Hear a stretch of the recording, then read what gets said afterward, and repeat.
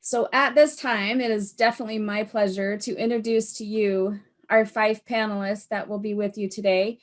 The first, I'm just going to go in order on my screen, and I will have them introduce themselves and give you a little background. So the first is Laura Fowler.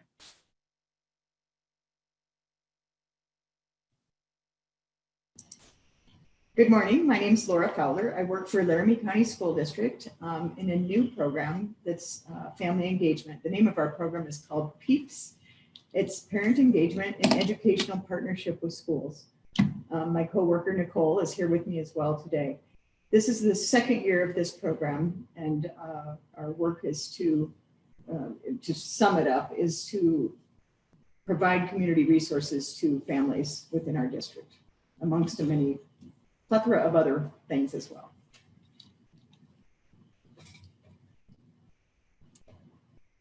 Thank you. Nicole? My name is Nicole George, and first I want to thank Dina for having us. This is such a huge topic, and it is so impactful for our kids and families, particularly right now. So I really appreciate the opportunity. And I know the people that we're talking to are the boots on the ground folks, so I feel like we're preaching to the choir. But, you know, if there's any ideas we can give, all the more power to us. And so a little bit about me, I've been a school social worker for 22 years and K2 and K6 schools, actually pre-K to second and to sixth grade. I worked in, I did like social emotional lessons and supports for individual and group counseling, but I also went into the classrooms and did social skill training for the last, 22 years every week, just to work on that social emotional. And then the last 2 years I've been doing PEEPS, which is the Parent Engagement Educational Partnership with Schools. And with that, you know, we do everything from helping people navigate the system and filling out paperwork to dropping off boxes of food to families in crisis that don't have transportation. So we're really trying to help families be successful with their students and keep them in school and build those people up and help them build their capacity. That's a little bit about me. Thank you very much. Okay, Kathy Buchanan.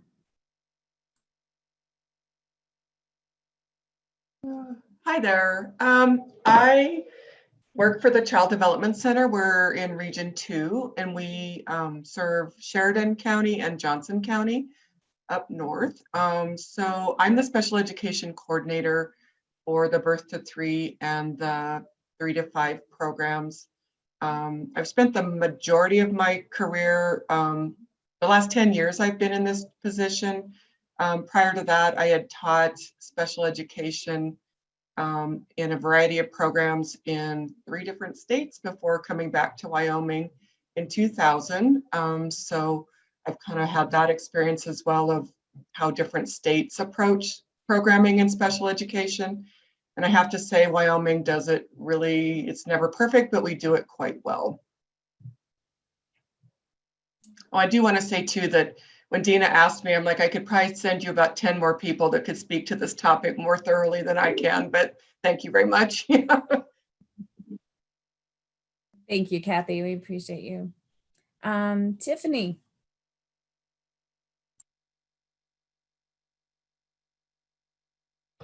Sorry, trying to get to my unmute button. I'm Tiffany Hunt, and I am at the University of Wyoming in the special education program. I'm a faculty member there.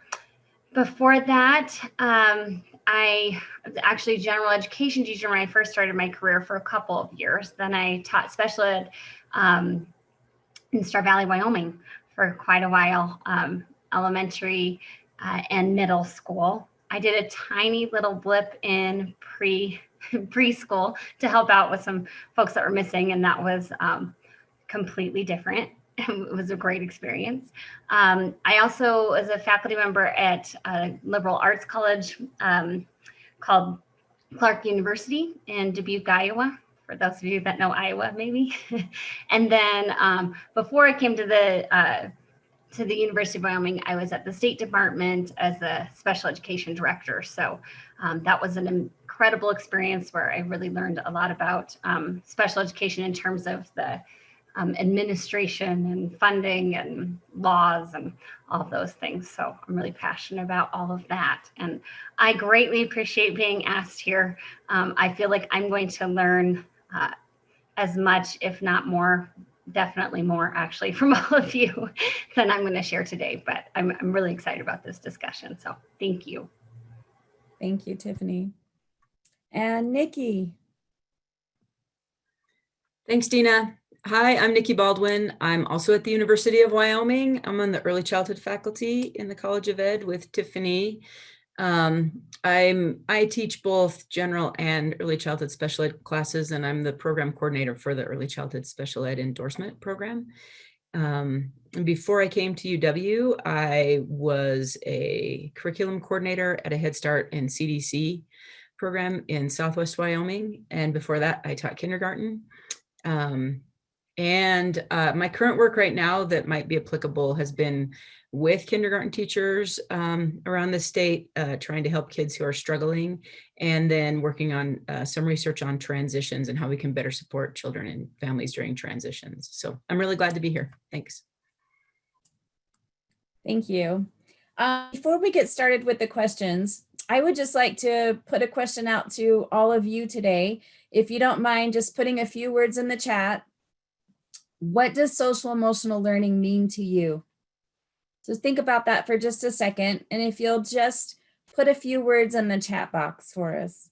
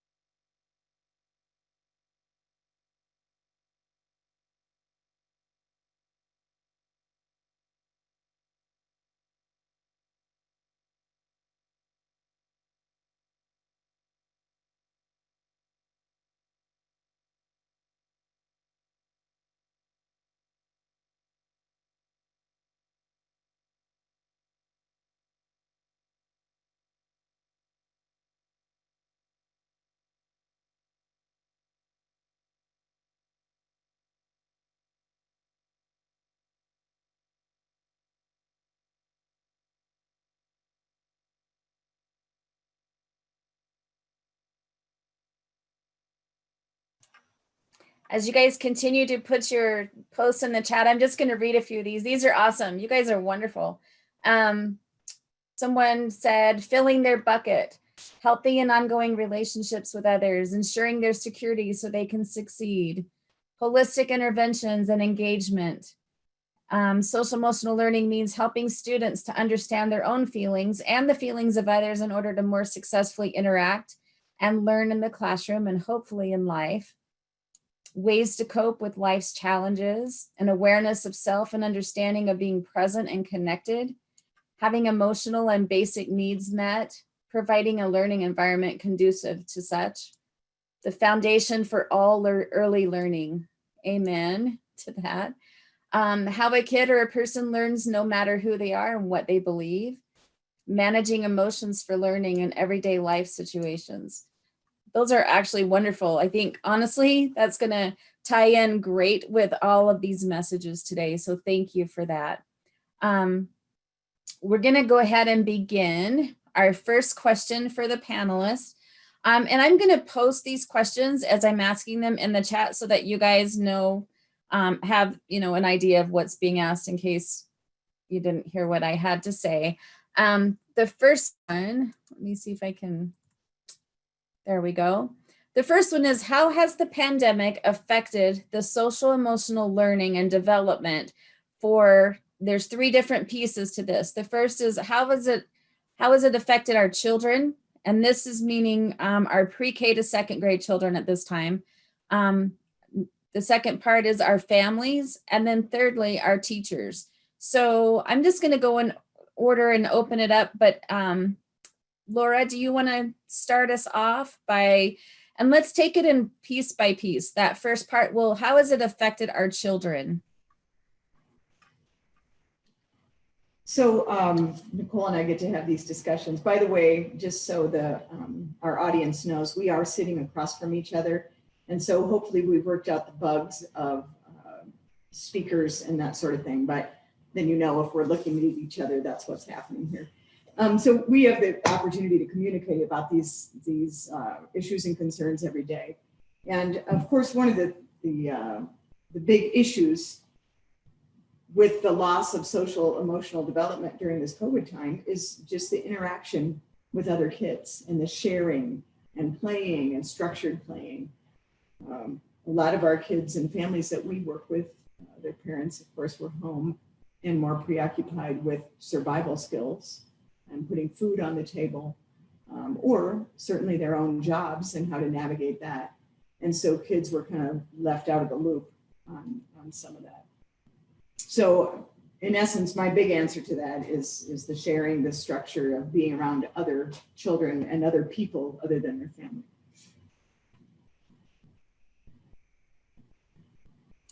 Nicole, do you want to go ahead and piggyback Peel off that? Yeah. So, it stunted a lot of kids' growth in terms of academics and socializing with others. And, at this age group, it's such a hands-on learning experience. And that was kind of robbed from them initially back in March. In Wyoming, we're really fortunate that we actually have in-school sessions, but a lot of places around the country, it's all virtual. But even then, the way kids have station time or floor time looks a lot different. And, they're not able to maybe interact like they used to. And there's limited opportunities on the playgrounds. The K-2 schools I know are having to wear masks and, just engaging, even though they might be playing with one another, they're still having to be mindful of that social distancing. And I think that can be tough. And then the other thing is just, I think we had a time where, I know in our family, we were very structured, and after school, there was all kinds of activities. And this was a time of unstructured kids, piano lessons, or, going to the library or going to the park. Even the park were kind of off limits to a lot of our kids. And so those kids that were inundated with activities, or they were accustomed to spending a lot of time on the screen, like playing games, watching videos, watching TV, I think it was a time of self-regulation. And the kids who had the better adjusted kids, or who have supports at home, probably maybe handled that better. But I know that there's a lot of kids that lacked support, and that was a real struggle for them. But at the same time, I recognize that, when they're littles like that, like pre-K to second grade, home and family are still like really important to them. Whereas they get up into the upper elementary grades, like 5th and 6th, friends and activities and sports are a little more meaningful. So, it is interesting to see, when I've talked to some of my teacher friends, they say, I think my kids did pretty well because they were actually spending more time with their parents, which a lot of kids thrive on. So that's my 2 cents on that. Thank you. Kathy? I agree with all of that. From my perspective as a special ed coordinator, the children, our biggest concern was, are they still going to progress? Are they still going to meet their goals? Are they going to be making progress in the variety of synchronous and asynchronous and online and packets and, everything we quickly pulled together to try to keep this moving along. And some children they excelled. I think, as Nikki said, if they have good family support and the parents were able to devote the time due to a whole variety of reasons, and it's, some just couldn't, and that's understandable as well. Some of them did really well.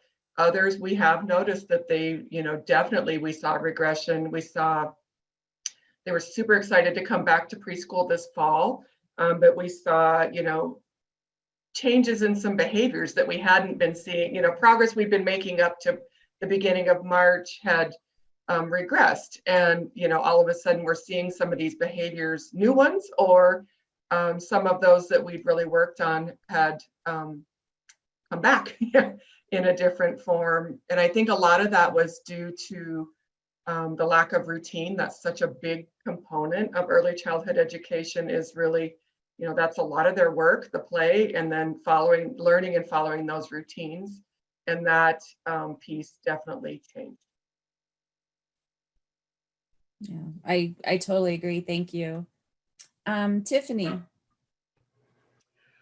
Yeah, okay, so I did a little bit of research and looked at, so actually I went down a rabbit hole looking at all this research that has been done.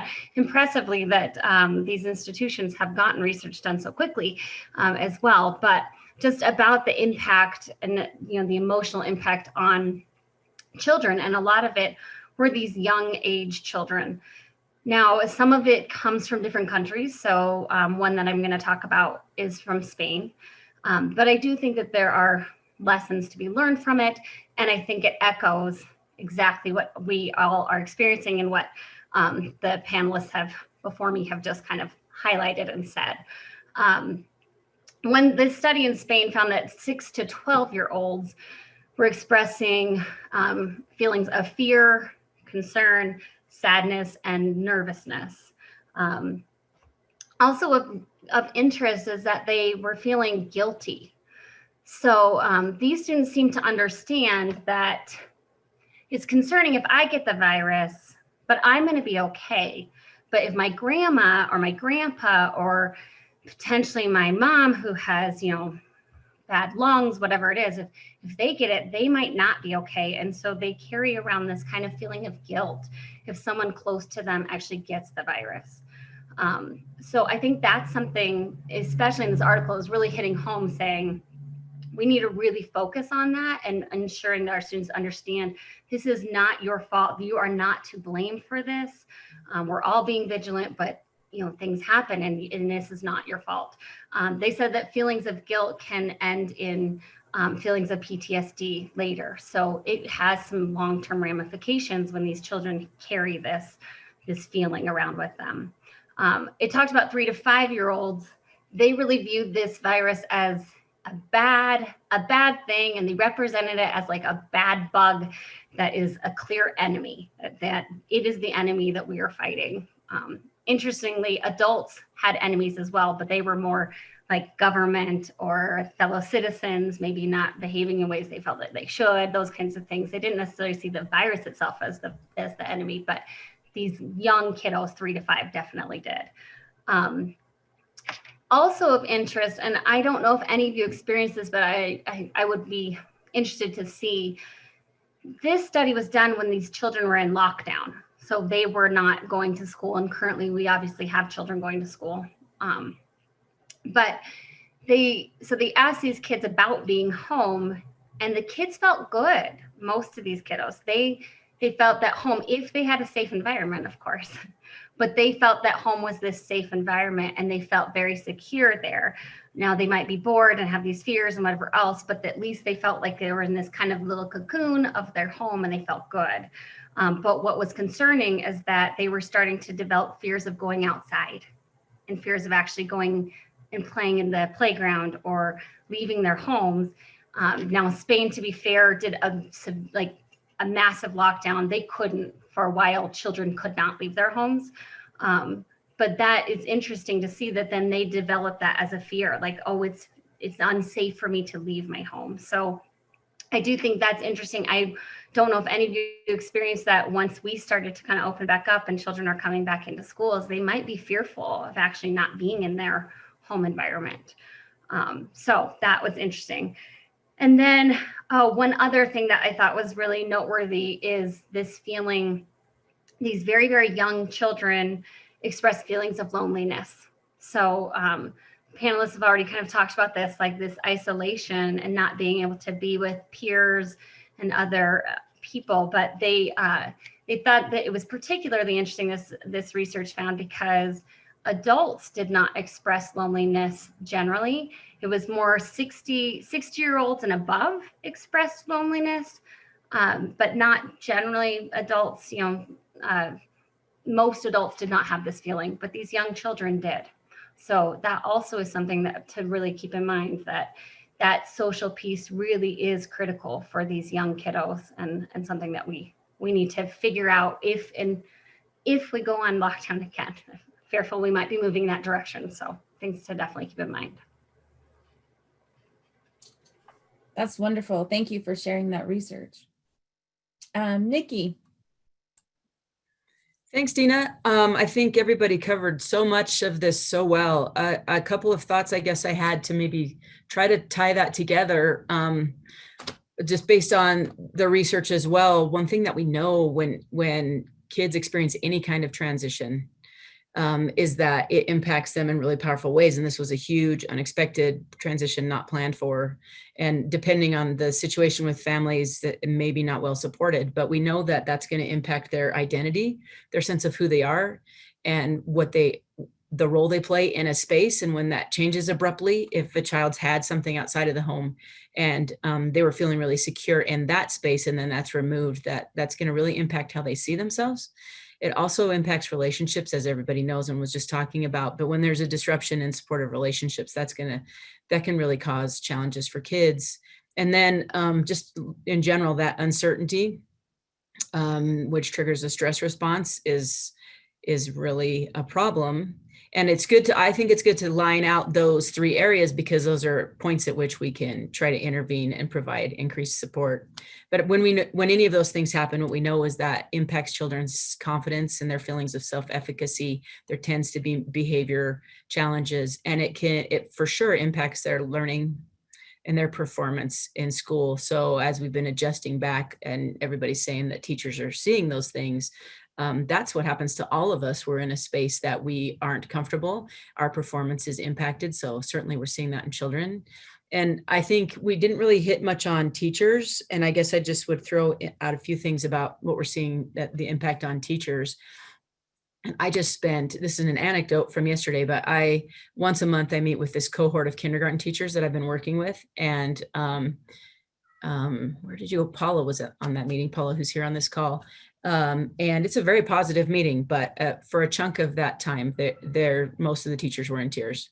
And I just think it's important that we recognize that teachers are in a space right now. Oh no, my cat comes in right now. Teachers are in a space they're not having the emotional support that they need. They frequently aren't able to access systems of support that they need.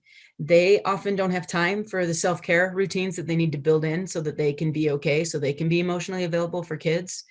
What I'm hearing from the field is just an incredible sense of overwhelm about all of it. And it doesn't seem to be alleviated at any point yet. And the constant change in how we're interpreting what teachers are supposed to do in response to COVID. So changes in health rules or changes in those things, that instability for teachers. I'm super concerned about teachers, I guess is what I want to say in this, because what we know that children need to be able to get through this is adults who are emotionally available and self-regulated and able to give them the things they need. And right now, those adults in classrooms, they're hanging on by a thread.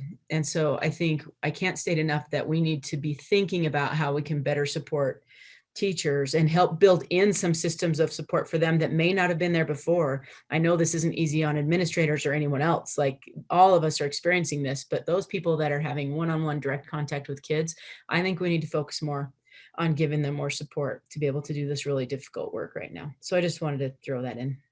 Could I add something? I was going to say that, children are like great barometers and thermometers, and they really do notice when their teachers and their caregivers are stressed, and I think that impacts their social emotional selves in general as well. So it's kind of a push and a pull at all times, and I agree that we need to be focusing on all areas of that. Just one other point I wanted to jump in and say is that I've noticed with the kindergartners this year coming in is that they've shown an incredible resilience. Actually, everybody has throughout this, but one of the things we've discussed a lot with teachers is that their kindergarten teachers are they're mourning they're mourning what kindergarten used to be, and they're experiencing that very deeply. But kindergarten children have never been before. They're not mourning that. And actually they're really resilient and they're living with masks and they're doing all the things. But once again, that's an example of like, it's harder on teachers. And then how do we help them to get through that mourning they're experiencing about not being able to teach in the way they know is best for kids? And how do they work through all of that? Meanwhile, though, those kids are still there. They're on board. They're ready to go. So I just think that's a really interesting dynamic as well. Thank you, ladies. I'm going to give you an opportunity to just do a wraparound and see if there's anything else that I know sometimes when you hear others talk, that brings up other ideas and emotions that brings ideas to our forefront. So if there's anything else that you would like to talk about the children, and Nikki brought in the teacher part before we go on to how has it affected families. Let's hold off on that and see if there's anything else that we'd like to wrap around before we move on to our families. I would add some pieces about teachers since Nikki brought them in as well. I also, again, I went down this rabbit hole of research, but it was really interesting, and Nikki's 100% on the mark here about how difficult this has actually been for teachers. And I found the same thing, that kids can be pretty resilient here, but teachers are really, really struggling. It was pretty, they basically were saying teaching is hard no matter what. Like, it's a stressful job. And one study showed that educators reported 7 or more days in the past 30 that their mental health was not good. So 7 days out of 30, their mental health was not good. And that increased 34%. So that was 34% in 2015. In 2017, 58% of educators were saying that. So now they're saying if that's how educators were feeling in 2017, they're really, really feeling it right now. We've taken a difficult profession and made it exponentially difficult. It also talks about, and I hope this gives a little bit of, I don't know, solace or just understanding that you can feel good knowing that this is how you feel, like this is normal or makes sense. But they talk a lot about trauma, and that you have this firsthand experience trauma where you actually maybe know somebody that had COVID and died, or you know somebody that knows somebody, it's your friend's mother or whatever else, and that is traumatic. But then there's this secondary trauma, and I think it holds particularly true for educators, because it's the trauma of seeing the people, like your students, going through this. And I think that definitely ties into what Nikki is saying. So our students don't know that kindergarten doesn't necessarily look the same, but we know that they're not getting what they really truly need and deserve, whatever else. And teachers are feeling helpless, and they're feeling disempowered, and it is traumatic. It is a trauma.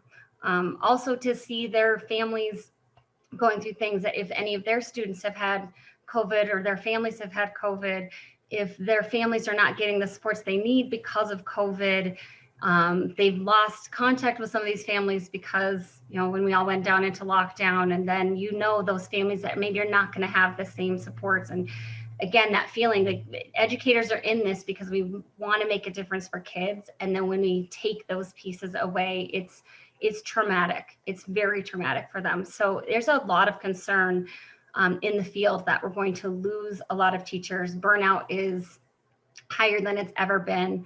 And then they talk about too how burnout impacts our students. When teachers are burned out, they can't be the empathetic, jovial teachers that they are, and it has then an emotional impact on our students. So it's definitely an area that we need to be focused on and supporting our teachers for sure.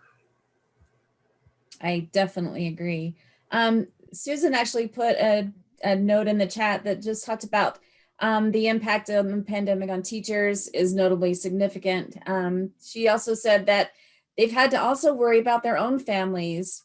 And as we know, teachers carry a heavy weight in their concern for their students. So I agree. just visited not very long ago with someone who their mom, who had been a teacher for 20 plus years, for the first time is looking at retirement, and she wasn't looking at retirement because she is compromised. And she said, I ended up literally drafting a will, and, before I started teaching because I was just that worried about it. And I thought, oh my goodness, this is crazy how it literally has, like, the traumatic effect has touched everyone. It's definitely not just a certain grouping of people. And I also want to point out that some of the things that I'm hearing, my last child is a junior in high school, and, talking to some of the high school teachers, a lot of them were already used to working with Canvas or even teaching online. Some of them, dually teach maybe at the community college or something. And, but our elementary teachers, especially our pre-K to second grade teachers, I would say the majority of them do not have that experience. And now they've been forced into a new world of having to do this, teaching online and learning all of these new technical pieces on top of just trying to get through their curriculum. And so I agree. I think this has definitely brought a whole new level to the word teaching and what that should look like. So I thank you for all of that. I also, just one last thing, I don't know how all districts are doing it, but I recently was told by one of my students whose wife teaches in our district that she is required, and I understand why, but she's required to put everything that she does in the classroom onto Canvas. Because if kids get sick or if we end up having to go in lockdown, like immediately, whatever, right, then kids are not missing it. And I understand that's amazing and that's great. And if I have a kid that's home for 2 weeks, I know I can get online and get all their stuff. However, it's killing her because she is now doing, we know how much work it is just to plan our lessons for the day. And then you have to take all of that and put it online. So again, that additional workload, I think, is another piece that is really impacting the burnout, let alone obviously all the other things that we talked about.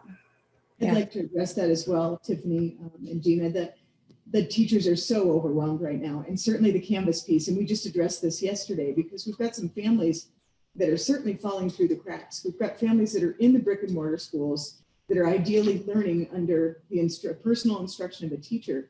But then we have kiddos that are they signed up for Cheyenne Virtual School? Are they signed up for Wyoming K-12? Are they homeschooling? So then we're starting to notice those gaps. Just in the last 2 days, Nicole and I have worked with 2 different families. I got a phone call this morning before this started of kids that are no-show, that not doing anything.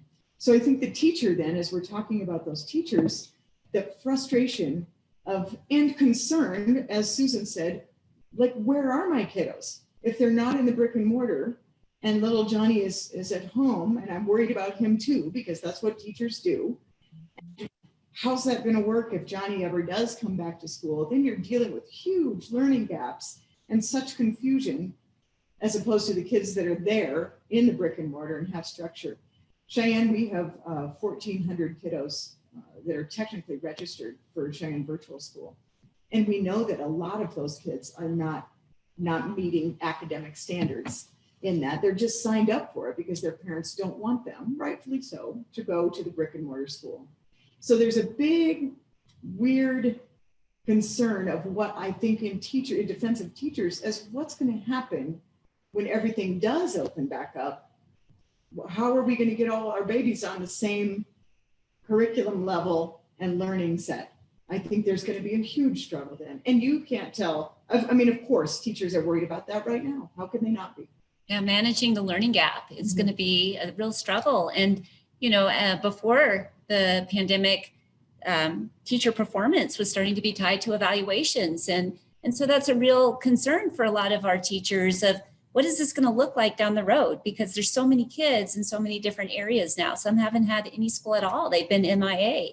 And I think we've kind of moved on to teachers. And another aspect is just the the accountability of keeping these kids safe, making sure they're 6 feet apart, or they're wearing their masks, or, they're not putting their hands in their mouths at this age. That's a big thing. Washing their hands. That's a lot of responsibility in addition to the day-to-day educational aspect and social emotional learning.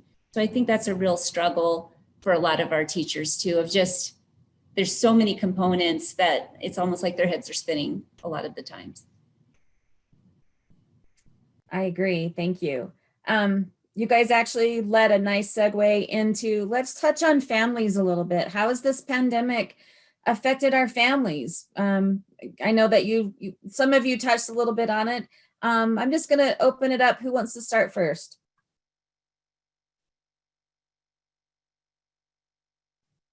Tiffany, you look like you're ready to.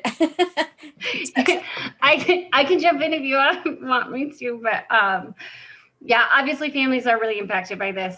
It has been, so COVID-19 has been referred to or compared to ecological disasters, political coups, revolutions, and terrorist attacks. So this is the kind of trauma and weight that we are all carrying with this. And yet it still is really unique and different from those pieces as well.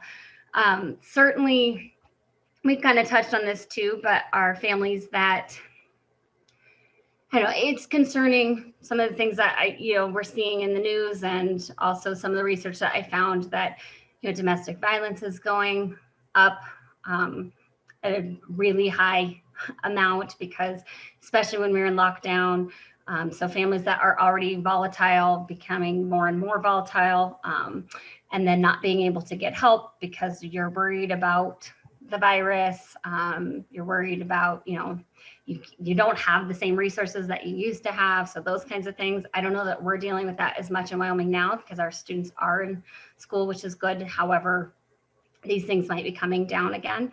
And I do have some friends that are at DFS, I believe it was them, but just saying during the pandemic, we usually would have, or not during the pandemic, during our lockdown, teachers are the ones that are giving information to DFS and saying, hey, I'm worried about this kiddo. And DFS said that, those calls went down dramatically. They didn't have, so many of them were gone. Well, that makes sense, right? Because educators are not with those students. So they're not seeing those things and not being able to make those reports. So I think that's really, again, also ties into the teacher piece, right? That we're very worried about these kiddos that we don't hear about, that maybe don't have the supports they need. But then too, they talk about in some of these things, this resilience or post-traumatic growth. So some of you mentioned that too with these kiddos, that some of the kids did better. So I had a mixed bag. I have 3 kids, and my twins, they actually flourished. They got one-on-one instruction from a qualified teacher. My job didn't flourish, but my kids, those kiddos did. And they really did really well in math, and they felt more confident in themselves, and because they struggle a little bit in school. My youngest, however, that social piece was miserable for him, and he turned into a tantruming child every day. It was so difficult. So that kind of difference. But they are talking about how families that come together and kind of use this as a way to we're going to do this together. We're going to, make it through. We got this kind of thing, that they actually can have this kind of post-traumatic growth, and they can become closer because of it. They become stronger because of it. But obviously the same thing can happen as well, the opposite. Also sibling relationships, which I didn't think too much about. I should have, since I have children, but sibling relationships are really being impacted by this. Sometimes for the better and sometimes for the worse as well, that siblings are really struggling with each other. I think that's the one that I had. And then, children, it just said children from disharmonious homes show fewer emotional and behavior symptoms when they have close relationships with adults outside the home. So the one thing I really did see in this, and I do think gives us some hope, is that children are struggling in these homes, families are struggling, but the children that have an adult, and it could be a parent, it could be a sibling, it could be a teacher, it could be, a therapist, it could be any adult in their life, that actually has a huge mitigating factor in this. and that your family actually could be falling apart, or mom can be falling apart. But if dad is that kind of rock for you and is that solid person that's giving you empathy and kind of meeting your emotional needs, you can be okay. Or your whole family can be falling apart, but you go to school and you have this teacher that's empathetic, and you have this one adult in your life that times are tough, but it still makes a long-term impact that dramatically impacts their mental health moving forward. So I thought that was interesting and at least positive for us. However, if our teachers are all burned out, that might be hard for them to fill those roles too. So. And I just wanted to speak to Tiffany's point. We've had families, a lot of single parents are struggling because they're picking up everything, and it's double duty for them. But we've had parents come in who, the dad, for example, lost his job and basically took to bed in March. And he is really having a hard time functioning while the mom is working. She's homeschooling and doing virtual school with her kids. And it's a real struggle. This economic impact is really affecting our families. There's low self-confidence. Some parents just feel paralyzed. And one thing that I noticed, because in the spring, Laura and I delivered packets to our homeless families, but a lot of them, they're feeling, they don't have the skills to help their kids. Some of them don't, with their own educational deficits, and some of them are not literate. And so they're trying to help their kids. They're unable to do so. And even the littles, they would struggle with in the math. And so they were overwhelmed with this new responsibility. And so just really providing support for them and letting them know, there's resources out there and what those resources are, because, and then you add the technical stuff on top of that. And it's just layer upon layer for many of our families. Most of our families that we work with are in survival mode. And so some of our families, even though we delivered packets, did nothing because they're just not capable of it. Some of our families had power shut off and those sort of things. I think there's a full gamut of that.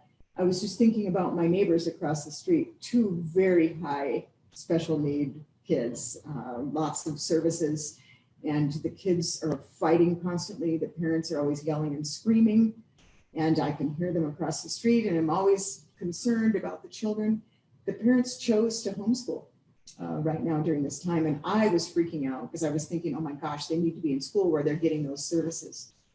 But I have noticed in that case, there's more family walks of the dog. Everything seems to be calmer, that they've made this choice. And these are 2 educated parents, and they both have jobs. One of them now does work from home. But I think it's interesting how that has taken a different spin on the behavior of the children. So I think we have this full gamut that has probably, which we've always had as educators, but I think it's now even expanded more in terms of what that family unit looks like. And of course, in our job, we're mostly dealing with support for those struggling families. Dina, one thought I wanted to share too. I'm really glad to hear my colleagues talking about the positive things they've seen, because I think one real gift from COVID is that it's forced us to actually create better partnerships with families. And I think that's been a real weakness, quite frankly, in schools for a really long time. And supporting learning at home shouldn't be a thing you're forced to do by COVID. It should be a thing that's always on our agenda. And but it's great because it made everybody practice some skills that they can continue after COVID. So there's no reason why we can't continue to have some Zoom meetings with parents more frequently to talk about how their kids are doing. There's no reason we can't send better things than just a plain worksheet home for families to do that engage kids in actual learning in their real environment. It's incredible.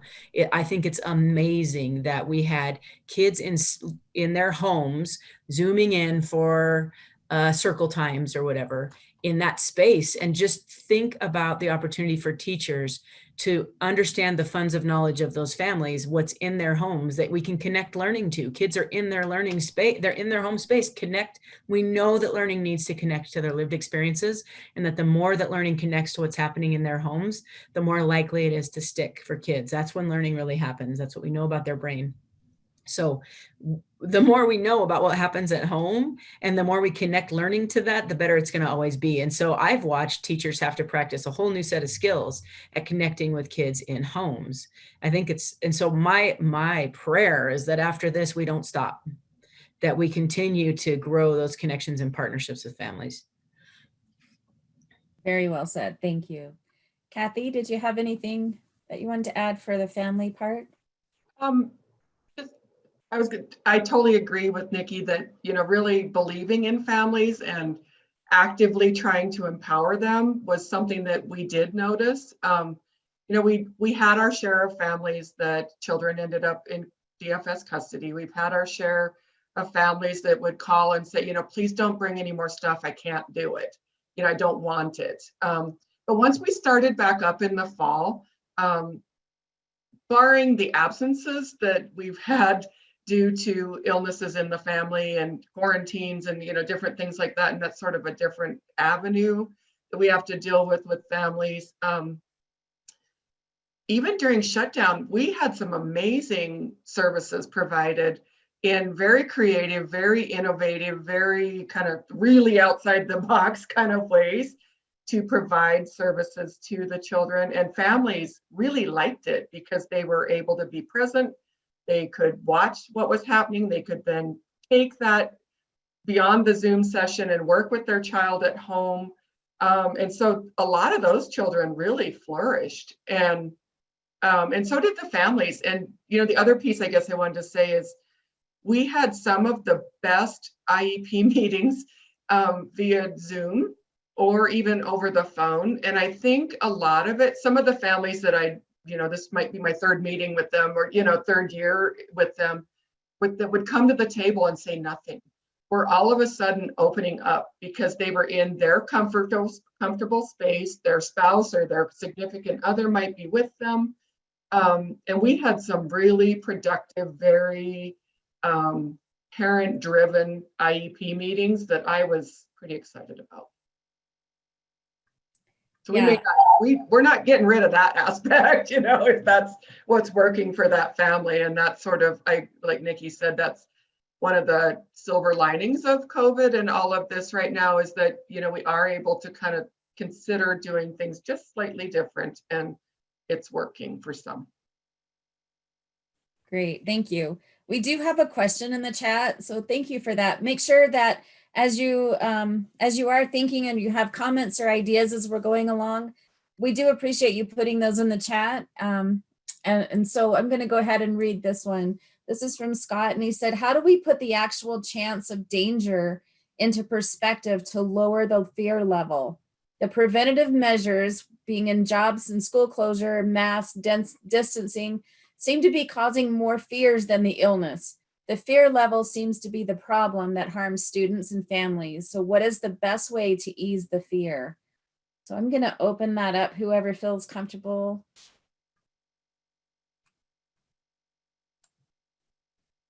I was just going to give an anecdote.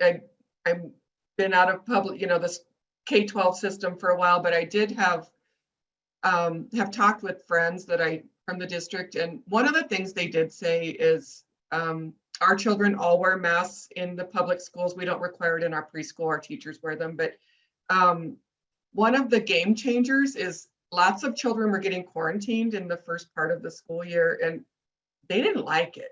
I mean, they got that taste of school. They were excited to be in school, even with it being different. And when public health came out with their new, at some point, if everyone's wearing a mask, we probably won't need to quarantine you. They said that was a game changer. The kids were like, yeah, I'll wear my mask. I don't want to go home for 2 weeks. And so they really, for them, they were on board with it.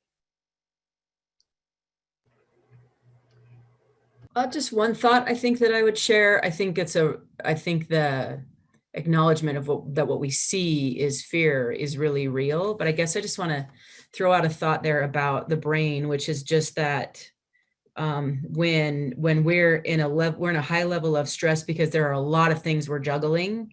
Our capacity to respond well using our prefrontal cortex is really weakened. And so what's the response? Typically, we go back to that lower part of our brain where the fight, flight, and freeze responses. So I guess I want to say, I think that fear is real. I also think fear isn't the lead. Fear is what we might be seeing, but it exists in that we're responding in that way with fight, flight, or freeze because emotionally everyone's tapped. So like everyone's at capacity of what they can handle. So I think fear is fear is the result of those things more than fear is driving everything else personally. I think people have too many other things that they're trying to juggle related to this, and it plays out in a fear response when we add one more thing or when there's something else going on. So I think fear is real. I also think we just have to acknowledge that everyone's at emotional capacity, and that leads to that response. Yeah, a lot of it too, the things that I've been looking at is showing that kids need to be communicated with, that a lot of times their fear is coming because they're either hearing the news on and then adults are not explaining this to them in child-friendly language and potentially trying to protect them from this kind of scary time and whatever else, but that actually that's the opposite of what we need to be doing. We really need to be communicating to them what we're doing, why masks are important, why social distancing is important. And then it really talks about like bringing it into that self-efficacy piece so that the student feels or the child feels like they're part of this, this piece, right? That like, no, I'm wearing my mask because I want to protect people and I'm, no social distancing, and it's no longer scary. It's more of I've got a plan in place. I know what I'm doing. I know how to do it. And that just relying on those pieces and having them be part of the process feels, helps them quite a bit. I don't know that it helps that we have a lot of political unrest and differences between mask wearing and not mask wearing. And that probably is also becoming fearful because, some people are saying no, some people are saying yes. So I think that consistent messaging is also important. And I don't know that we all have the power to make things consistent, but certainly we can be consistent with our students and encourage our families to be consistent. And again, that communication piece and, normalizing something that's not normal, but that, that this is what we're doing and it's okay. And, really talking about what all that means. So maybe that would help as well. Yeah, thank you for that. To tail off what Tiffany shared, I think that, educating parents and normalizing, how do you talk to your kids and giving them those tools. It doesn't have to be complicated. This is what that would look like. And then just a lot of our parents that we have that come into our office, they just want to be heard. They're frustrated with what's going on and all these different mandates that are happening, and they just want to talk. And sometimes after they're done talking and we're able to have a discussion with them, they're in a better place. And if, like you were saying, Tiffany, if parents are in a better place, their kids are going to be in a better place. And so that's a lot of what we do. It's just being a listening ear for a lot of these families. I think personally too, I'll just say personally, some of the fear for me is coming from, is the school going to close down? And I need to be starting to prepare because that dramatically impacts the way in which I can do my job. It just impacts everything, right? And so some of that is my fear. And I think communicating with parents about, and I know that districts, they don't 100% know, but it was nice at least knowing like, okay, well, here's the plan if we move into phase 2. And maybe even hearing like, hey, families, we're looking at phase 2, start getting prepared. But the more that families get communicated with, I think the better.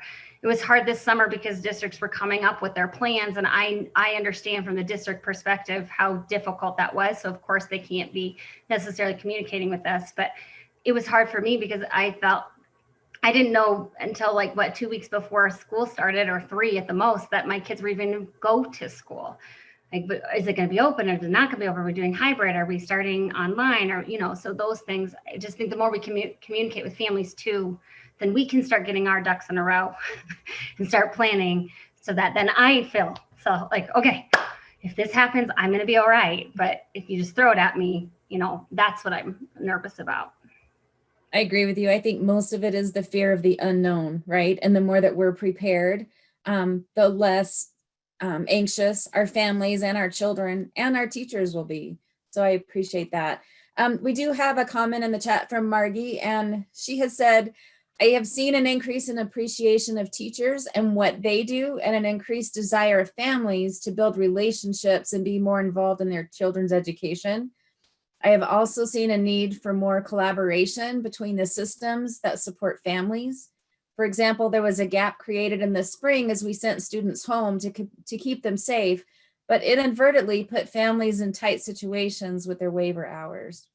So I definitely agree with that. I think we've seen, lots of different comments come across and heard comments from parents who definitely appreciate what our teachers are doing a lot more than they ever have before. So there's another silver lining there.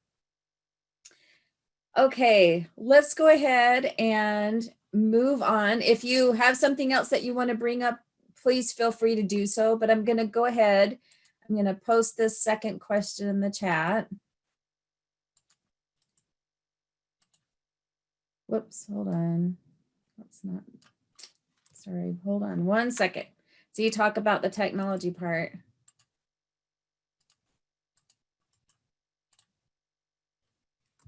Okay, so the question is, what do you feel are the main barriers or pitfalls for educators to provide that social emotional support? We know that it's a need. We've talked a lot about what we've seen and what we know to be true, but what do you feel is keeping those educators from providing that support?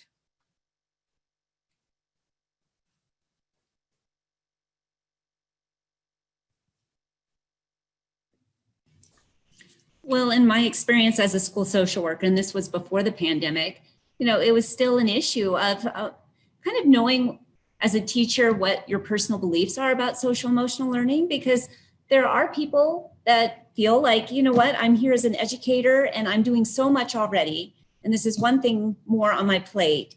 And just identifying that and knowing where you stand on that, I think is important, because then you'll know what the outcomes were. I was a school social worker that went into all the K-2 classrooms in my buildings, and I provided that service, and the teachers were there and they were appreciative, and I was available for them, and I filled that gap. But as an educator, it's hard because a lot of them don't feel like they're qualified to do it, in addition to not having the time to do it. And so again, it's just one more thing on their plate that is such a huge, it affects, success later on if kids are effective and have the social skills and problem solving skills. But yet it's just something that I think is important that people know where they stand on that, because sometimes I would have teachers say, I really don't feel that's my role in this. And that was important to know, so that we could have those discussions and know how to provide that service to those kids. In conjunction with that, then, lack of training, because educators are not really trained in social emotional background unless they do it on their own with belief systems, and then naturally incorporate it into their classrooms. I know I was a music teacher for many years, which I didn't state earlier, but I did so much social emotional work within my classroom during the lessons that lended itself to that.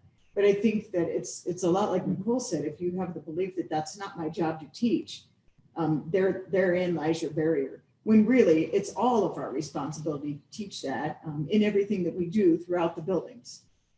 And I would see where teachers would feel helpless. Like, I'm working harder than a lot of the parents. I'm providing these tools for the kids in my classroom setting, but yet they go home and, there's no focus on manners or being polite or considerate of others. And so there was that internal struggle with a lot of the staff that I worked with.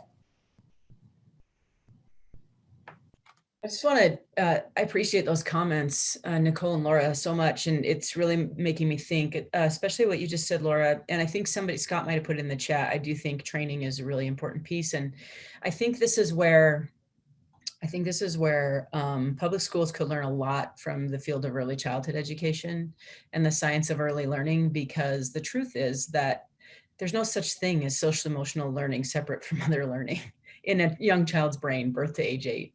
All learning is social and emotional. All learning builds the brain, all social emotional interactions build the brain's architecture and allow kids to be able to think. And I think that when we use top-down knowledge about how older kids learn and we push that down to younger kids, we can easily forget the truth that we know. Neuroscience has made it clear. There's not a question anymore. We know that children need relationships first to be able to learn. So I would just love it if what we could do is have a little bit of push up about what early childhood educators know about how important that piece of safety, of connection, of collaboration, all of those things. And I see it in schools, in public schools all the time too. It's just that it seems to be something we're cramming in or trying to find a space for. And in early childhood education, you don't cram that in. That is what the space is for. And so I would love it if any teacher that's going to be working with kids birth to 8 had opportunities to have training to know how you can embed this stuff. It's part of all learning that happens. And so I would love that if we could do more of that in the state. I think it would help teachers so much because they feel that burden. They want to do it. It feels disconnected. And it's really hard to know how to pull all of that together. And if we could just help them know all the great stuff that's out there to really support linking it together, I think that teachers would feel better and feel less intimidated, and we could really move the work forward. Well, and as you stated, I mean, just like the research that I talked about earlier, he had mentioned that very thing, that they have to have that social emotional piece to be able to move on to that learning process, right? So thank you for that. Yes, Nikki, I love what you're saying. And I think that this would dramatically help with transition as well. And also, from my perspective, when I was at the State Department, I think that sometimes there's a disconnect between what our K-12 folks, how they understand what's happening in the preschool setting, and that disconnect between you should be doing more academics.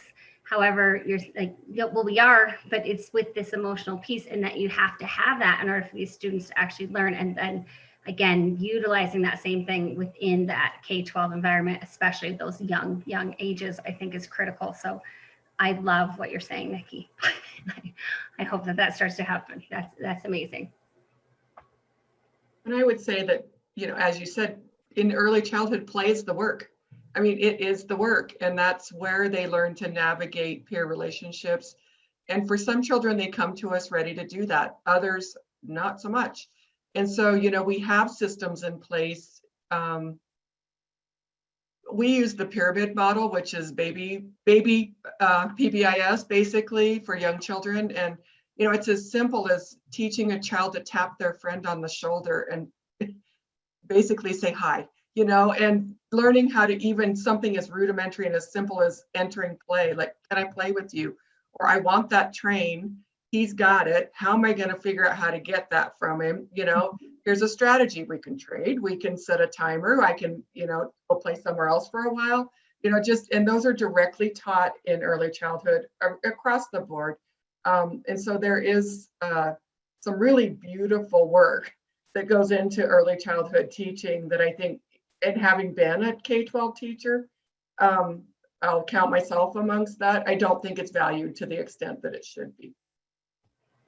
Yeah, and I don't want to take away from K. I mean, K-12 is amazing. I'm not saying they don't appreciate that. I don't want to make it blanket like that. I don't know that they're getting the same training in terms of that piece. So, in terms of the brain development and all of those pieces. And I also appreciate that in K-12, the academics is, it's what's driving funding. It's what's driving our scores and all those things. So there's that added pressure for sure. But I would love that connection. And yes, as Kathy, you're saying, I didn't fully appreciate it, when I was teaching myself, because again, it's not necessarily my training. I don't know it as well. I just want to jump in and share an anecdote because I don't think it's either or. And I think Steve just made a great comment about that there are lots of supports built in when schools are getting this right. There's some really good things. But I had this experience, this was about 4 years ago. I was able to do a training with preschool teachers and kindergartner teachers. It was when the Department of Ed was still using the IFK assessment tool. And that was a tool to assess where kids were at before they entered kindergarten and then during kindergarten. And so it crossed over. And I was able to do this with Kate Kniss and the school district here in Albany County. And we use that IFK, and basically, we're talking about a developmental continuum about a lot of things, but one of them was the social emotional. And one of the results that was the most surprising to me was that certainly there was a point at which kindergarten teachers knew a lot more about what was happening academically in some ways than what some of the preschool teachers knew. But I was shocked to hear that kindergarten teachers didn't even feel they could answer those social emotional questions because it wasn't built into the structure of their day. And preschool teachers were saying things like, well, yeah, these kids have been able to do that skill since they were 4. And kindergarten teachers were underestimating what kids were capable of doing with social emotional because they never see it. They're not out on recess duty. Kids are working they shouldn't be, but in some classrooms in isolation, not very often grouped. And there's not structure in their day to see what they do with each other. So it was an eye opener for all of us that actually what ended up happening is the result was that kindergarten teachers were underestimating what kids were capable of doing. And preschool teachers were saying, no, for sure. They for sure have that skill and they for sure can do more than that. And it was a real eye opener for all of us because I didn't realize until that time just how little like a kindergarten teacher gets to see about how great a kid's skills are socially, emotionally, just based on how their day is structured. So there's just a difference in structures and there's not a right or wrong with those. You can just see that what's prioritized is what you see. And so it's just a really good conversation, I think, for us to have about how can we see more in both settings. So anyway. Nikki, you just literally brought up a point that, which brings us back to the great importance of that collaborative piece, right? Making sure that, especially as we're transitioning our little babes from one world to the next into kindergarten, that we are having those transitional meetings as a team and that we are providing all of that rich information that those teachers need. So thank you for that. I'm just going to check the chat here. We do have, Susan had brought up a good point too, and she said the ways in which students see the adults in their lives deal with emotions and stress is all over the board. Teaching them to deal with their social emotional needs in a specific way may not be what they see modeled in their everyday lives. And I think for sure, just like I think it was Nicole who said, we try to teach them, but then they go home and and that's out the door. There's no manners. There's none of that taught at home. So I think it's definitely, we're definitely having to teach families right along with our students, right? Okay, anything else on this topic? I think one of those other barriers, which was already talked about by our colleagues here, but it just finding families. I think that we are struggling with it in Wyoming, but for sure, I've got some colleagues in Chicago, and they have thousands upon thousands of missing children that they can't locate, that are transient or that were there but now they're gone, and that is really hard, and obviously is a huge barrier for us to be providing services. And it really makes me think of Child Find and our obligations with Child Find, and then saying, okay, so you have these Child Find obligations, and then we're going to throw this really, really tricky piece in and make it even more difficult for you to find these children. But I think that's one thing that is certainly a barrier. And we do have a lot of transient children in some of our districts. So I can only imagine how difficult that's been for those districts. So.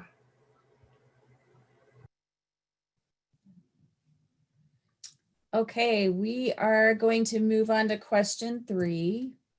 And it is, what are some practical strategies or suggestions for educators to provide social emotional learning and support for our children while ensuring a free and appropriate public education, or FAPE, in the least restrictive environment? So now we've talked a lot about, the problem, we've talked about our barriers. Now let's get into now what? What can we do? What are those strategies? What are those suggestions that we can give to these educators to provide, especially these children with disabilities, and not just providing the services, but making sure we're ensuring FAPE in that least restrictive environment. So that's a bundle there, ladies. I was going to say for me, the number one is peers, modeling. They learn so much from their same age, typical age peers. And so I think, you know, that lends right to LRE, but that is a huge focus. And it really helps our students on services develop at a much higher rate. Kathy, thanks for saying that. One of the things that Nicole and I have been working on really intensely and doing our own book studies on is the culture of the environment that you're in. And I think as adults, it is our responsibility to model social, emotional skills with each other when we're exchanging kids, when we're conversing with each other, and how we treat our children and how we treat each other as staff members and colleagues. It's all about modeling. It's all about the culture. We've done a lot of work studying, like I said, the culture of building, but not just the teachers and how they work together, but right down to the front office. Who answers the phone? Who greets the parents when they come in? What does that feel like? And we know in our own professional situation, when we have personally called schools to check on children or visit with somebody, there are some schools within our own system where we are treated as cold as ice until they find out we work for the school district. And then they go ahead and put us through. Well, I'm thinking if I were a parent, and we've had this discussion a lot, our kids happen to be the same age. And so we've gone through the whole parenting gamut as well. There were a lot of times in my own children's education, even as a teacher, when I didn't feel welcome in the school. What does that say about the culture of the building and the environment and the people that are working together? Shouldn't they be working cohesively, modeling all of these behaviors? And that's what our kiddos see within the building. We should be acting as one. Everybody should be, I mean, I think that staffs, that gets me on a whole nother tangent, but I think that staff should really be working on culture and how does it feel? And the kids will pick up on that right away. Yeah, we approach our jobs as customer service. You know, we engage with our families and our parents and our staff in a professional manner. And we model that, you know, modeling that for the kids when I was in the classrooms. And I did those, you know, every week classroom social skills.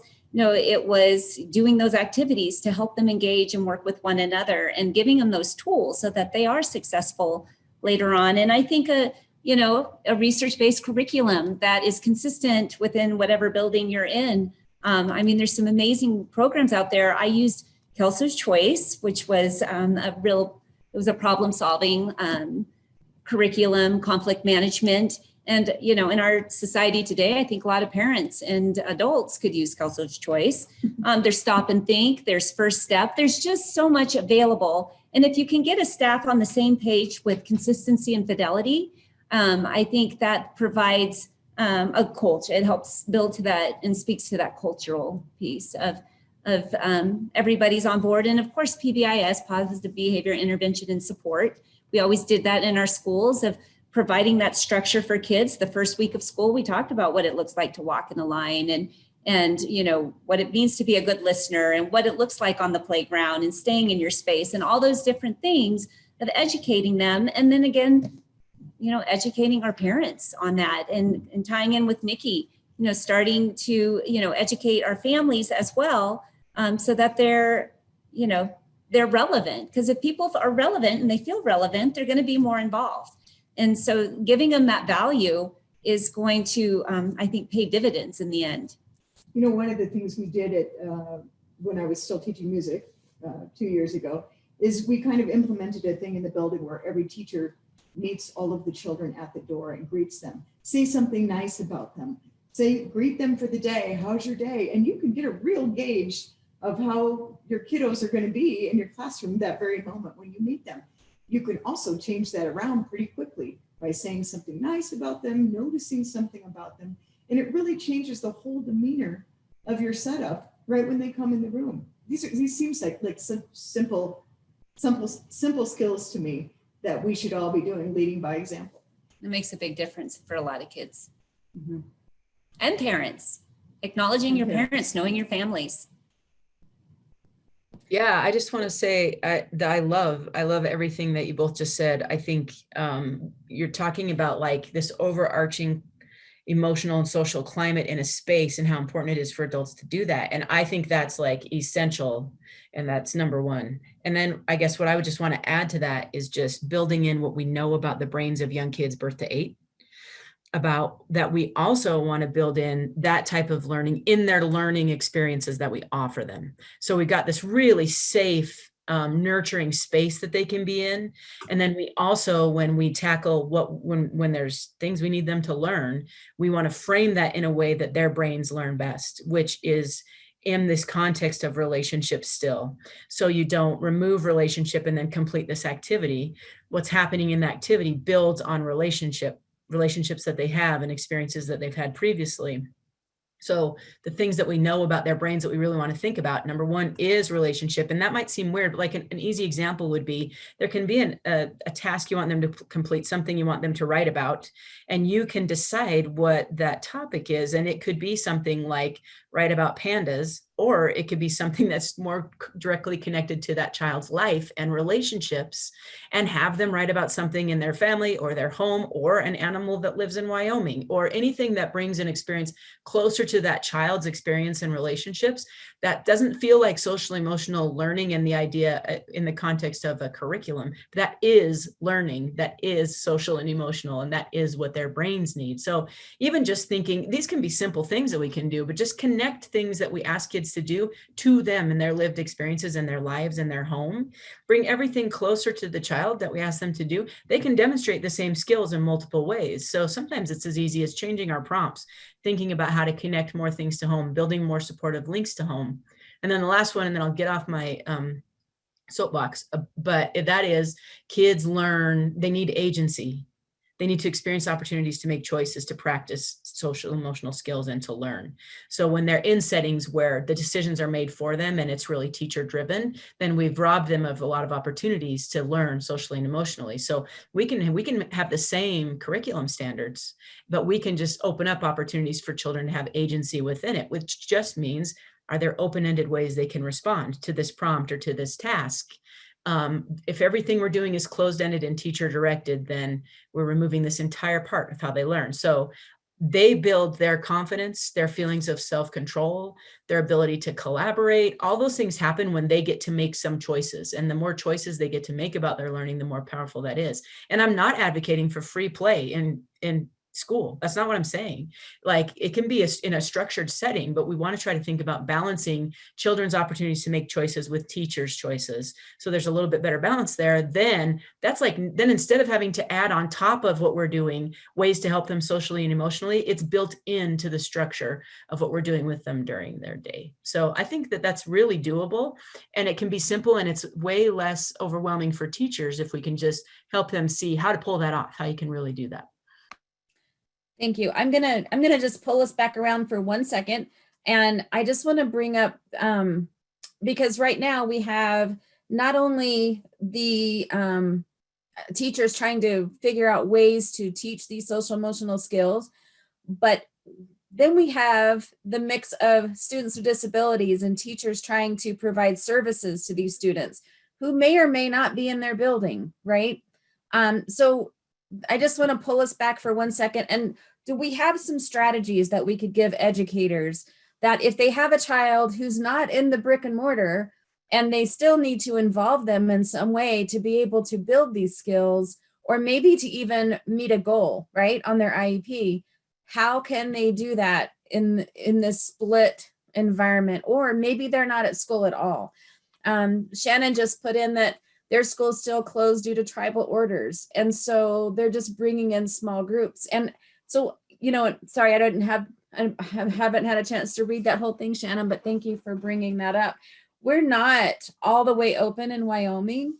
And so I think we need to think about what can we give these teachers some practical strategies, like how can we still do the things that we need to do, especially if it's tied to an IEP.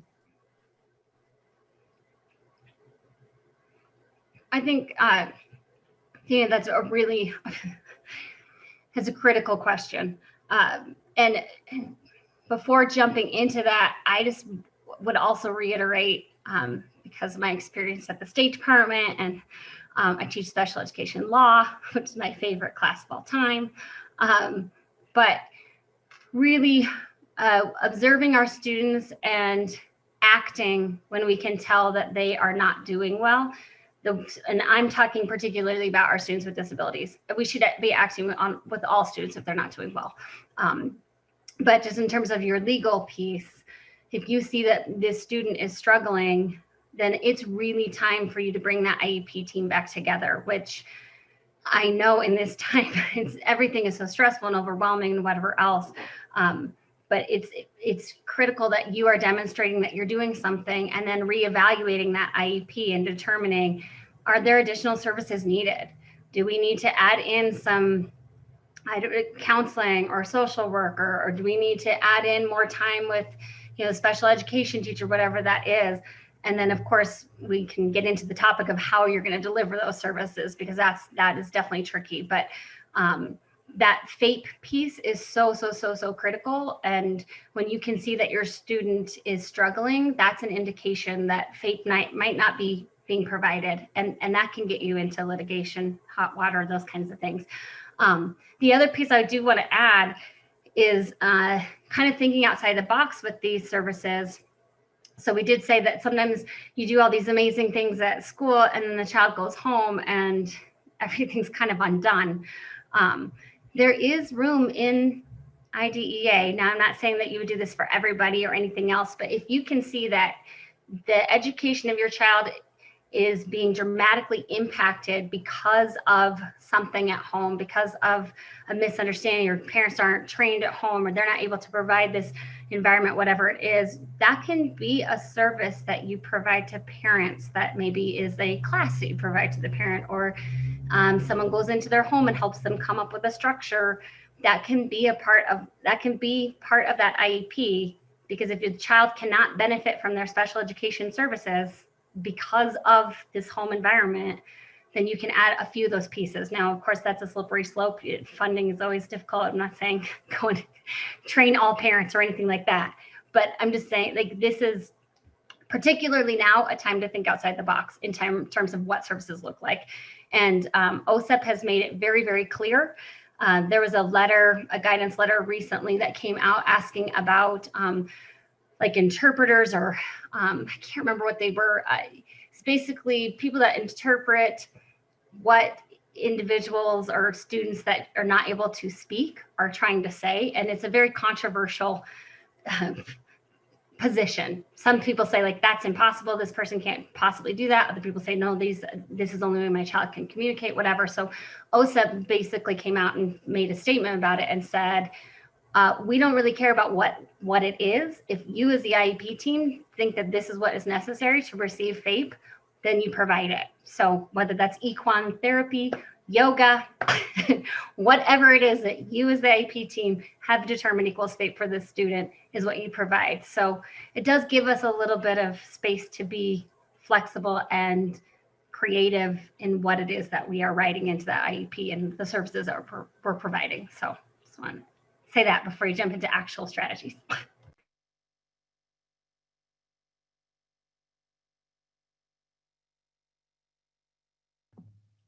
One thing that I just come back to is that it's really difficult to come up with an idea that's perfect for every setting. But if we just stick to principles, what we know about kids and what we know supports learning, then that can be applied across all settings by the people who know that child and family in their space. So I'm always really hesitant to share, like, these 3 things will work great wherever you are, because that's not how it works.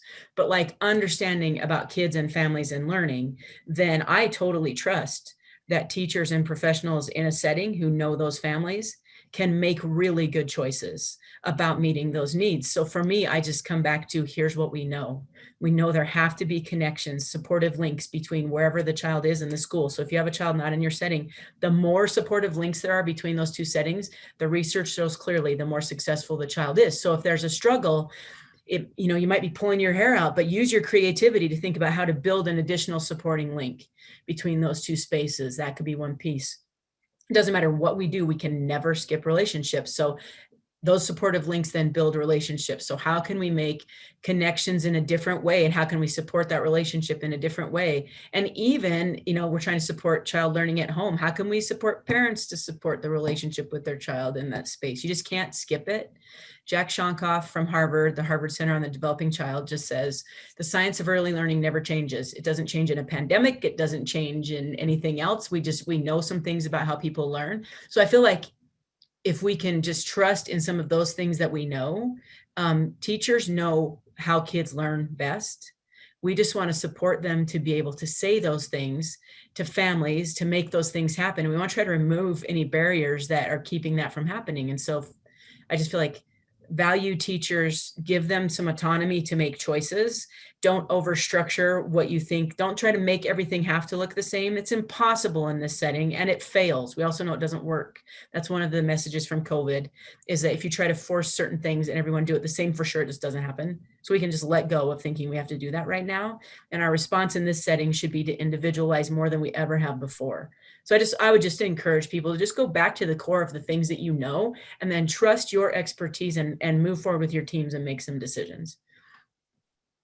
Thank you. I love that the individual, of course, and individualized education plans were being so individualized right now. It's actually the intent of the law, right? That's what Congress intended. Not that all students do the same program if they are struggling with reading. So this does really push us out of that box. I really love that. And I also just want to piggyback on what you're saying, Nikki, in terms of really looking at that individual situation. So just keep in mind as well that we oftentimes think of our evaluations happening every three years. We can do an evaluation at any point. So if there's some concern that's coming up, or we really want to provide this service, but we're not quite sure what home looks like, or we're not quite sure what, I don't know, what's going on with this child, even they're tantruming and they've never tantrumed before, but then evaluation is always an option for us to then get a clearer picture of what's happening, so that then, as Nikki's saying, make those individualized decisions based on what we now currently know about this child. So I could foresee some additional evaluation pieces needing to come in.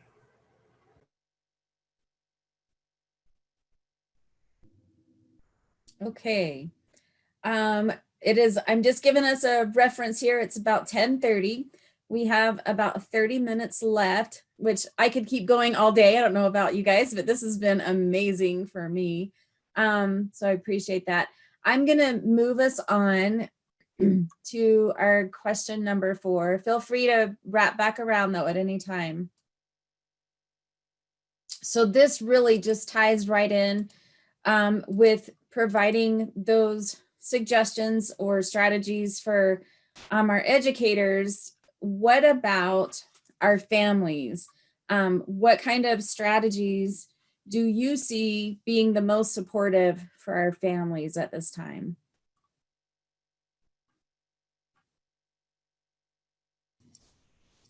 Well, I think one of the things we've talked a lot about here is just knowing your families, being empathetic to them, being sensitive to their needs, acknowledging the stress and worry that they're experiencing. And then, it comes down to me, relationships and relevance, including them in those discussions and making their voice heard so that they are able to, share concerns. We had a family in yesterday who is on the virtual site, and she just said how helpful that the website is, the Facebook website for the Cheyenne Virtual School is, just because they're able to collaborate with other parents and not feel like they're the only one who feels a certain way. So just making different resources available, different modes of communication. Some people don't want to make the phone call. They want to maybe text somebody or email. And so just recognizing what those needs are within our families.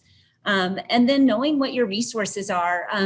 We at LCSD1 have tried to partner with 211, which is a statewide program of, if your families need that support, of calling them on anything. We had a call this morning of somebody who said, my radiator froze this morning because we are having snow, and my car is bunk, and I I need to know what's out there to support me. And so just allowing them and educating them on what is available, I think is big. And then, having those resources available within your school or, computers so they can access internet, just to lower the stress level. If they're looking for a job, but they don't have Wi-Fi at home, that you have resources within your schools that allow them to figure things out, fill out paperwork, Medicaid, SNAP, whatever the needs are, but just being accessible to them. And kind of what Nikki was talking about earlier is just, we need to continue forward in this movement on family engagement because, they're our customers, and we need to be accommodating to them and understand where they're coming from, especially during this time. I think also to find that one or two strong parents in your building or facility or classroom, and have them help with some of the other parents, because it takes the pressure off of you as an educator as well. One more thing. But if the parents can develop some little cohort support groups, whether it's online, like Nicole was saying, through a Facebook site, or have a Love and Logic book study. And maybe the school through some budgets can provide, books on parenting. And we actually teach parenting classes here. We won't until January. But, if you can't create a parent class and have that taught, then create a cohort of parents with maybe a stronger parent leading that so that they can have those discussions. There are many videos on YouTube, whether it's Love and Logic that you choose or something else that kind of aligns with your school culture, and have the parents support each other. I think they really need that right now. One of the discussions that Nicole and I had when we first started this job, like I said before, we have kids the same age. So we can communicate to each other about our kids and our own problems, and things often get solved right here. But a lot of our families that are struggling and in poverty don't have that. And they don't know that some of their skills are normal, or lack of skills are normal. So I think it's really that piece of being able to speak and being able to be heard amongst your fellow parents. It's really important. Yeah, families base decisions on what they know. And, the more knowledgeable parents are, the more successful their kids are going to be. And so just giving them the why and educating them on that, whatever the needs are, whether it's technical or just educational, social, emotional, providing that support for them. That's awesome. Thank you, guys. Anything else from the panel on that topic? I think what they just said was perfection. Like, I can't stress enough how beautiful it is to hear. Just a reminder, just ask families. We can ask families what they need, and let them have a voice, and then we can connect them with each other as well. And like, sometimes we forget that because we're really well-intentioned and we just want to do the right thing and think we have to know it. But that's what a partnership is really about. So thank you, Nicole and Laura. I thought that was great. Nikki, I appreciate those comments too about building relationships, because I, along with Laura, worked in a title school, the same school actually. And, I didn't grow, I wasn't brought up in that world. And so I was very, I did not know all of the things that I learned really quickly teaching in that type of a setting and dealing with those families, because many of them, they're very proud of what they've accomplished. And many of them they don't want to ask, to reach out for help. They don't want to do that. And so I think having those relationships with our families is definitely paramount to be able to know what their needs are.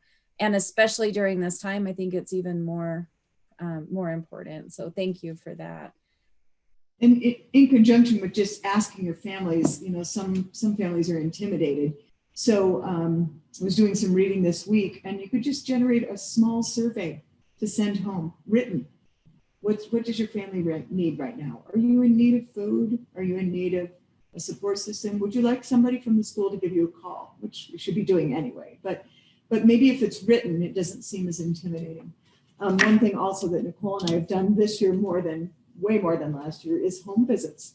And even though it's COVID, we put our masks on and we go to the homes, and we go in the homes. And sometimes it's painful for us to do and for the parents to do, but we need to see where our kiddos are growing up. We need to see that environment. We need to feel it. We need to experience what is happening with the parent and the family. And how else can we help them? How else can we know how to move forward if we don't meet them where we are? And when you go into their homes, it tells a whole nother story. I think it's so critical. And even as an educator for all of those years, as a music teacher, I didn't go into a lot of homes, but I did drive around the neighborhoods. There were a few homes I would stop at, and if parents would invite me in, it changed the whole relationship between me as an educator and the parents and the student. It became much more cohesive. Home visits are critical. And I know it's hard right now during COVID, but we do it. Yeah, that face-to-face is so powerful. And, we've had schools sometimes reach out to us and say, hey, Johnny's not coming to school. You guys you need to go find out where he is. And that's not what we're there for. We're there to find out, hey, we're really missing this kid. And, what's going on? What can we do to support you? And if they're not interested at that time, planting the seed. Here's some information, and we're going to check in with you next week. And just letting them know that we care. And so it really has been interesting because it's a different twist to our jobs from last year, where we mainly had people coming into the office. Yeah, and I just want to jump in and add, like, if some of this seems, it's pretty amazing what's happening in your district. And if someone's on this call and that seems really remote and like impossible to happen, that kind of setup in your district, you can still, there's some easy things you can do. And this often is the case with kids on IEPs, but it rarely is with kids that aren't. If you have different, if parents are getting contact from 4 different sources in a school, that's really problematic. And so even if a school could just decide for every kid, we're going to have one key person that's their point of contact. And that's a thing that almost anyone can tackle, whatever your setting is. And then that person's job is to build relationships. So everyone doesn't have to be working so hard and coming at parents. And assign a key person and then see what you can do in building that relationship in that way, and try to filter communication through that person and all of that. And that's just a simple tool. Probably lots of you guys are doing it, but if you're in a school that's not, that's an easy thing you can try. Thank you, Nikki. I think A lot that I've had the fortune this week. My daughter's home from Chicago, where it's virtual teaching, and she does AmeriCorps with City Year.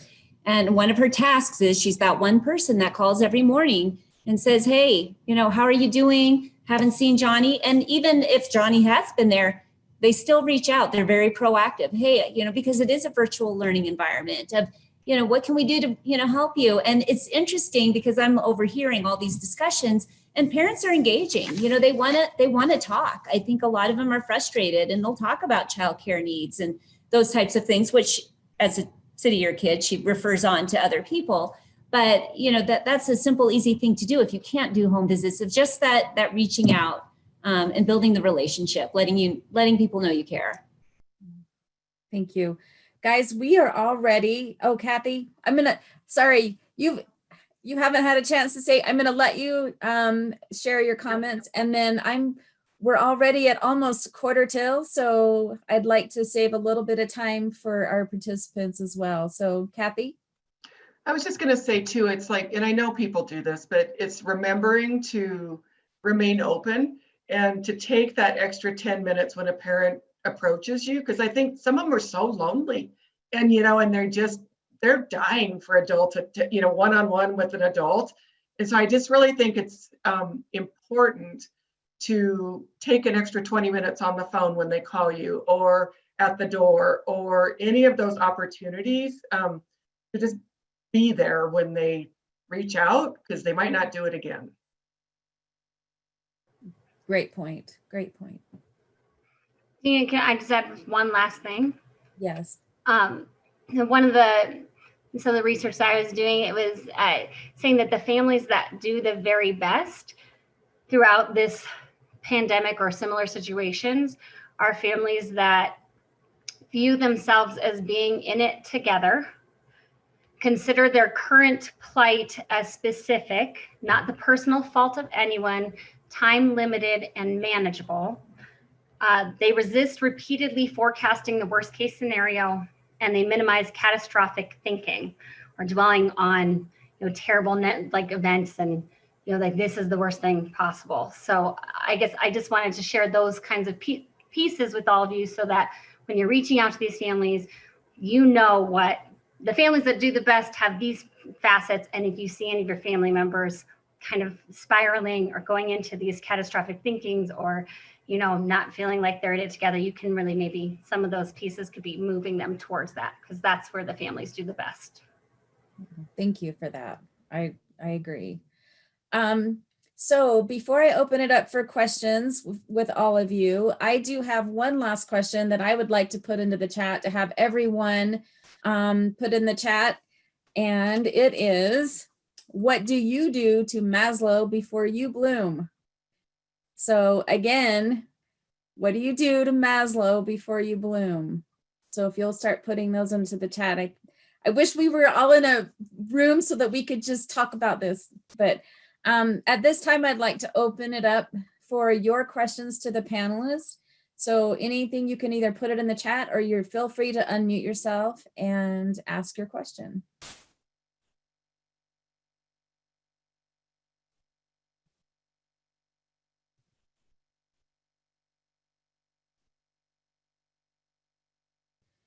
Nikki, thank you.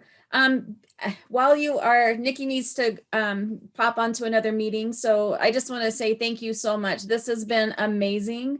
I wish we had more hours to sit and do this, and I will be, join me in thanking Nikki today for her time.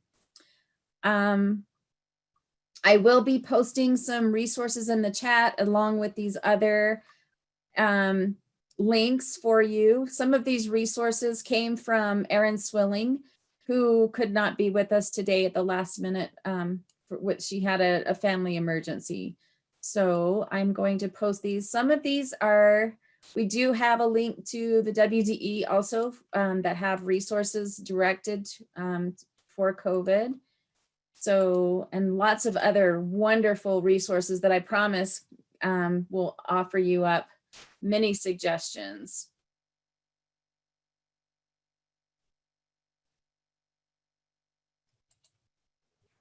I found a quote as I was kind of looking through some things to think about these topics, and it said social distancing should not equal social isolation. Sorry, I had trouble getting that out. But I think that's just a really good reminder for myself, for all of us to really do reach out, and we're not alone. It feels like it sometimes, but we're really not, or we can come up with resources to not be alone if we are. I agree. Thank you for that, Kathy. I am posting some of these things in the chat as we speak. So please don't forget to fill out this evaluation. This really does help to drive future sessions and to help us to just get better at providing professional development for you. Again, if you're interested in PTSB or STARS credit, this link is going in now. And then we do have an upcoming registration in November. And this was a really beautiful segue into our next sessions coming up in November, which deals with trauma and care and all kind, just, I lost my train of thought, sorry. Trauma-informed care. So they will be wonderful sessions as well. Any questions for our panelists? Ladies, anything that you want to share with how you Maslow before you bloom?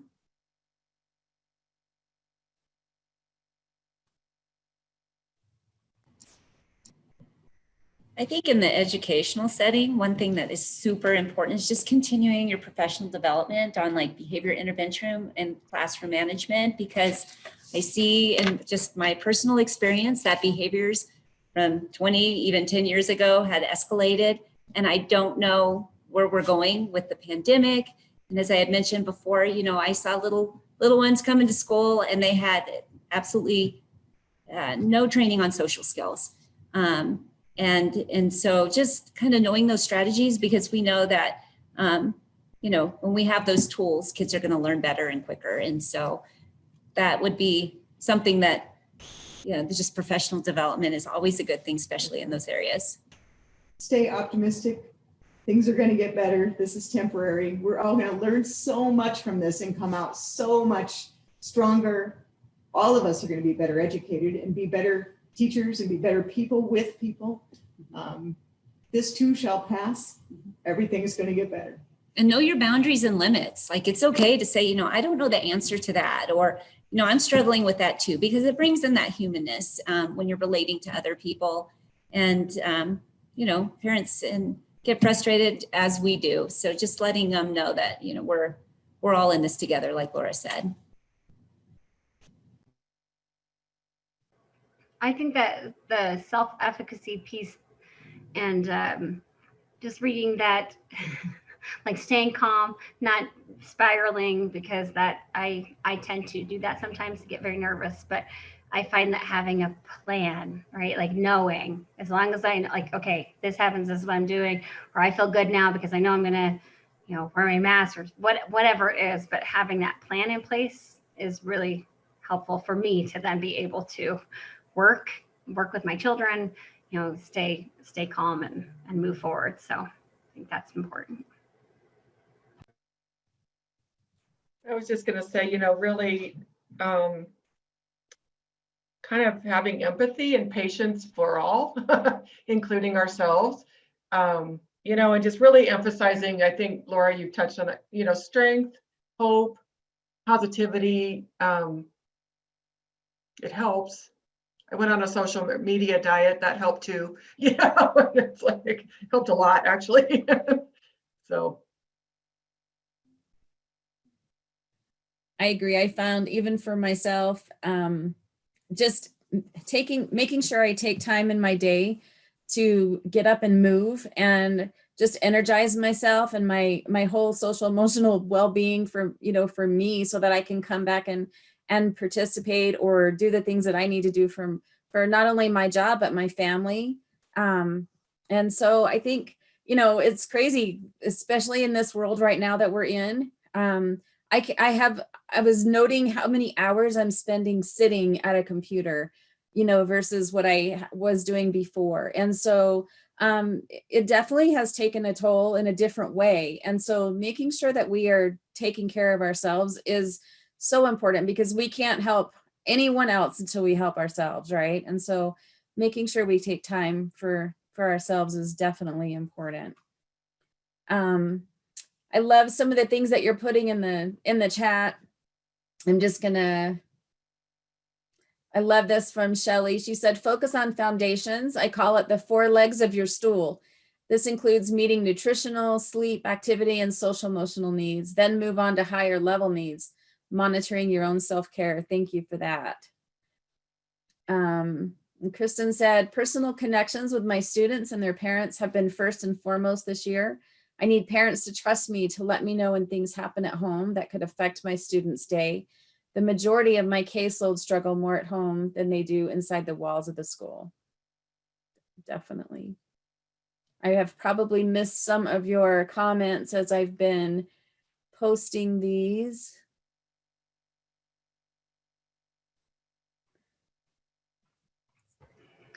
Okay. I do have a question. Yeah. That just actually refers to the November trainings. If we sign up for those, but there's one day, so I would really love to attend both, but I think one day I might have a scheduling issue, but if I sign up for it, will I get the recording? Yes. Okay, thank you. Yes, and that link that was put into the chat, that will provide you with all of those links, and I will make sure that we post. I'm going to stay on for a little extra after this session ends as well. So those of you who would like to make sure that you can copy and paste those links out of the chat, I will hold this session open for you to do so as well. Yes, even if you can't, if you know already that you can't attend in person, go ahead and register, and then you can have access to all of those. And that goes for the rest of the year. These WAVE sessions are going to go through April. So that's one nice thing that's happened. Usually we have WAVE just 1 week at the end of July. And this has definitely opened our eyes that we need to provide more professional development throughout the year. So we've had a great reception to that. So I thank all of you for your participation today. Any last questions to our panelists? Or panelists, do you have any last thoughts to leave us with? I would just say, Gina, just like you said, and Laura, about getting better through this. I'm excited for what education is going to look like. I certainly don't think we should just go all virtual necessarily, but I do think that we are learning so much, and the ways in which we're able to connect with children, and really evaluating what our educational system looks like, in our country. And I am excited for the innovation, and hopefully things that we take the really positive things and continue to implement those, and don't go back necessarily just to the status quo. But as you were saying, Dina, that this was an eye opener. We need this throughout the whole year instead of just 1 week, and learning from this and really improving our practice and improving hopefully our entire educational system. So.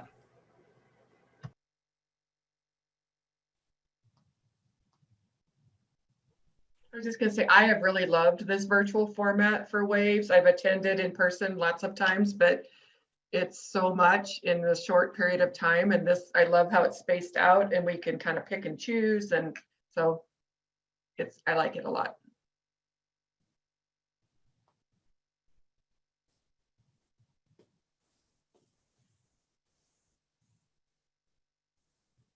Okay, well, I just want to say once again, thank you, panelists, for agreeing to do this. I know that I had to drag some of you along at first, but you did a beautiful job.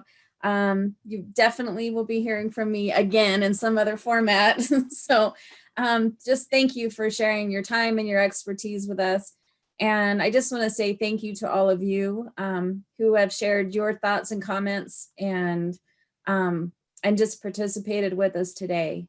So with that, looks like we're just a couple minutes early, which I was, I think I hopefully share the sentiment with all of you that this was just a wonderful day. I could have gone much longer than we had time for today. So